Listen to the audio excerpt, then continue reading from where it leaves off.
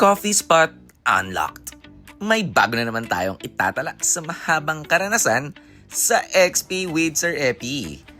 Mayroon na rin silang ilang branches sa iba't ibang lugar gaya ng Baguio, Clark, Antipolo at ito ang ating napuntahan dito sa kanilang branch sa Quezon City. At ito na nga, umu-order mode na tayo.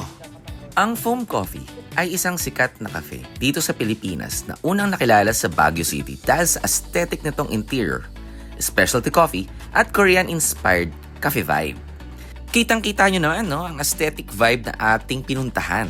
At dumating na nga ang ating in-order, ang Foam Signature Latte. Ito raw ang kanilang best-selling drink na kung saan signature drinks din nila ito kasama ang tiramisu latte at sea salt latte. Maraming customers ang pumupunta dito dahil sa ambience at photogenic na setup habang halo-halo naman ang reviews nito sa coffee maging sa presyo nito.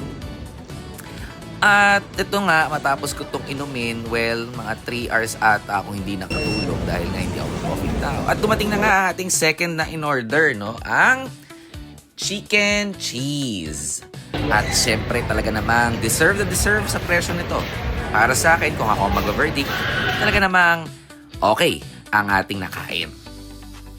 Well, ang foam coffee ay medyo quite pricey kung ang tingin mo ay mula sa pagiging middle class. Para sa akin, medyo mamahalin siya. Ngunit, ang presyo naman nito ay tumutugma sa sarap, sa vibe, at perfect spot na maaari mong tambayan.